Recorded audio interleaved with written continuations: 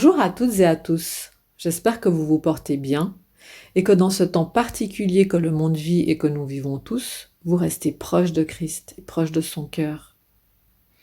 Le message de ce matin va s'appeler « Disciples cachés ?» point d'interrogation. Et pour découvrir qui sont ces disciples cachés, nous allons nous arrêter juste après la mort de Jésus et avant sa résurrection. Prenons nos Bibles tout d'abord et lisons dans Jean 19, versets 38 à 42. Après cela, Joseph d'Arimathée, qui était disciple de Jésus, mais en secret, par crainte des Juifs, demanda à Pilate la permission de prendre le corps de Jésus. Et Pilate le permit. Il vint donc et prit le corps de Jésus. Nicodème, qui auparavant était allé de nuit vers Jésus, vint aussi, apportant un mélange d'environ 100 livres de myrrhe et d'aloès. Ils prirent donc le corps de Jésus et l'enveloppèrent de bandes avec les aromates, comme c'est la coutume d'ensevelir chez les Juifs.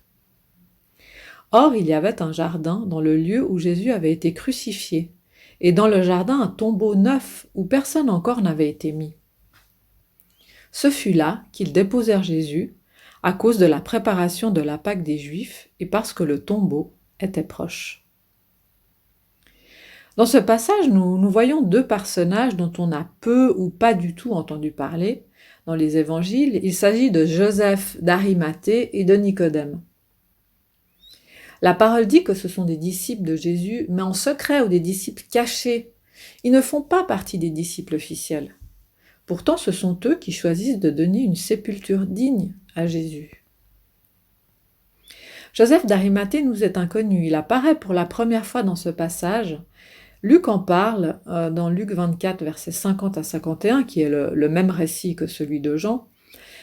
Il y avait un conseiller membre du Sanhédrin, qui est cette haute instance qui réunissait les Juifs religieux de l'époque, nommé Joseph, un homme bon et juste, qui n'avait pas participé à la décision et aux actes des autres. Il était d'Arimathée, ville des Juifs, et il attendait le royaume de Dieu. Nicodème est lui aussi un chef religieux juif, membre de ce puissant conseil juif qu'est le Sanhédrin. Souvenez-vous, c'est lui qui prend rendez-vous avec Jésus en pleine nuit pour ne pas être vu, pour lui poser des questions. Et cette rencontre nocturne va déboucher sur vraiment une transformation dans sa vie. On voit ça dans Jean 3, verset 1. C'est lui aussi qui va essayer de s'opposer au conseil qui discute de la manière d'éliminer Jésus, dans Jean 7, verset 50. Ces deux hommes avaient une position très honorable dans la communauté juive. Et jusqu'à présent, ils avaient eu peur de se présenter ouvertement comme des disciples. Ils risquaient vraiment leur réputation, peut-être même leur vie. Mais à ce moment-là, ils décident de sortir de l'ombre, d'honorer Christ, en lui donnant un tombeau neuf, selon la tradition juive. Ce qu'il faut savoir aussi, c'est que les corps des criminels crucifiés étaient habituellement laissés sur la croix et jetés dans une fosse commune. Mais eux décident vraiment de prendre le corps, de lui donner un tombeau neuf, alors que les disciples, eux, qui avaient suivi publiquement Jésus durant tout son ministère, ont pris la fuite. Elle est touchante l'attitude de ces deux hommes, n'est-ce pas ? Elle nous questionne aussi sur nous-mêmes. Quels disciples est-ce que nous sommes ? Est-ce que nous nous cachons ? Pour quelles raisons nous nous cachons ? Pour quelles raisons nous n'osons pas peut-être manifester notre foi en fonction des contextes familiaux, professionnels que nous pouvons vivre ? Et si nous ne nous cachons pas, qu'est-ce que nous manifestons ? Plus particulièrement d'ailleurs durant ces temps de confinement, alors que l'Église est délocalisée. Demandons à Dieu de nous éclairer, de nous guider dans nos paroles et dans nos actes, comme il l'a fait pour Joseph et pour Nicodème. Amen. Je vous propose maintenant de poursuivre le récit et cette fois d'aller rencontrer d'autres types de disciples, là aussi moins visibles pour l'époque, ce sont les femmes. Marie de Magdala, Marie, mère de Jacques, et d'autres femmes qui, dans la suite du récit, ont été les témoins de la résurrection de Jésus. Allons dans Luc chapitre 24, versets 1 à 6. Le premier jour de la semaine, elles se rendirent au sépulcre de grand matin, portant les aromates qu'elles avaient préparés. Elles trouvèrent que la pierre avait été roulée de devant le sépulcre, et étant entrées, elles ne trouvèrent pas le corps du Seigneur Jésus. Comme elles ne savaient que penser de cela, voici 2 hommes leur apparurent, en habits resplendissants. Ce sont des anges, vous l'avez compris. Saisies de frayeur, elles baissèrent le visage contre terre. Mais ils leur dirent, « Pourquoi cherchez-vous parmi les morts celui qui est vivant? Il n'est pas ici, mais il est ressuscité. » Amen, gloire à Dieu. Les femmes donc ne faisaient pas partie des disciples de par leur statut de femme à l'époque. Elles ne pouvaient donc pas faire grand-chose pour Jésus, quand bien même elles le suivaient. Elle n'aurait par exemple pas pu prendre sa défense devant le Sanhédrin comme l'a fait Nicodème, ni réclamer le corps à Pilate comme l'a fait Joseph, ni s'opposer à la foule. Mais elles ont décidé de faire quelque chose parce qu'elles l'aimaient. Elles sont restées au pied de la croix alors que les disciples n'étaient plus là. Et elles ont décidé d'embaumer le corps, d'apporter des aromates pour le faire. Elles voulaient faire quelque chose pour le Seigneur. Et Dieu a béni leur dévouement et leur fidélité, en faisant d'elles les premiers témoins de la résurrection. Ce sont elles qui, devant le tombeau vide, reçoivent cette annonce incroyable. Ne cherchez pas parmi les morts celui qui est vivant. Mais quand elles courent rapporter aux disciples cette nouvelle, ceux-ci ont pris leur discours pour des absurdités dans un premier temps. Pour terminer, lisons ce magnifique passage dans Jean 20, versets 15 à 16. Jésus lui dit, « Femme, pourquoi pleures-tu? Qui cherches-tu » Elle, pensant que c'était le jardinier, lui dit, « Seigneur, si c'est toi qui l'as emporté, dis-moi où tu l'as mis et je le prendrai. » Jésus lui dit, « Marie !» Elle se retourna et lui dit en hébreu, « Rabouni », c'est-à-dire « maître ». Quel passage saisissant, n'est-ce pas? Entre Marie de Magdala, cette femme qui avait vu sa vie transformée par Christ lorsqu'il l'a libérée des démons, qui avait choisi de le servir, de le suivre, et entre Christ, dans sa résurrection.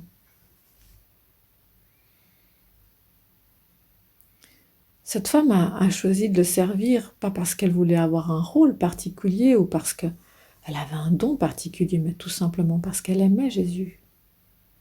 C'est à elle que Christ décide de se manifester en premier.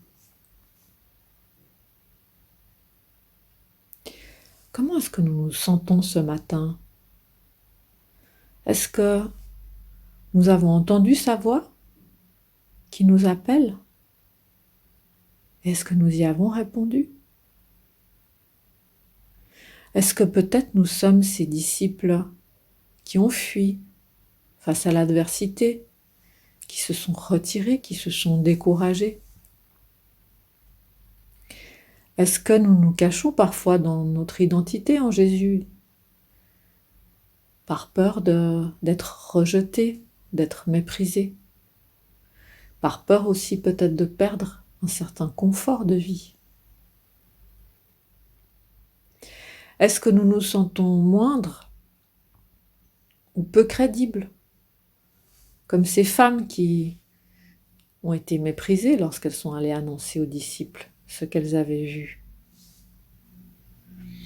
Et pourtant, Dieu appelle chacun de nous, comme il l'a fait pour Marie. Et nous avons répondu à cet appel pour la majeure partie. Nous l'avons reconnu comme notre Seigneur et Sauveur.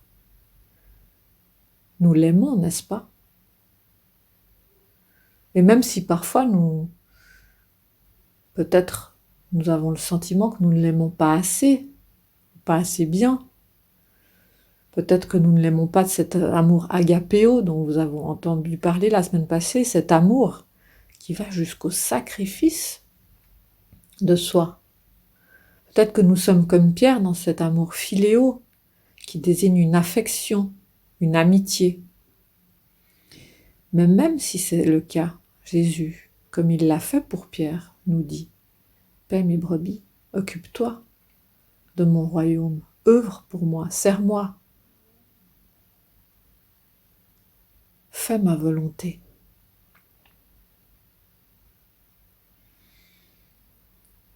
Je vous laisse avec cette pensée et je vais prier. Seigneur, ce matin, je te remets le cœur de chacun et de chacune. Peut-être que tu entends ce message, que tu as entendu la voix de Dieu, mais que ton cœur s'est endurci, que tu n'as pas ou que tu n'as plus répondu à son appel. Peut-être que tu t'es détourné. Mais le Seigneur ce matin t'appelle encore. Alors, n'endurcis pas ton cœur, réponds-lui. Réponds-lui, Seigneur, Maître, je suis là. Je veux te suivre. À nouveau ou tout à nouveau. Pour la première fois, fais ce pas de foi, là où tu te trouves, dans ta chambre, dans ton salon, peu importe. Le Seigneur te voit, il voit ton cœur. Il est prêt à déverser son amour dans ton cœur et dans ta vie. Peut-être que toi tu t'es découragé, tu t'es retiré, parce que les circonstances ont été trop difficiles.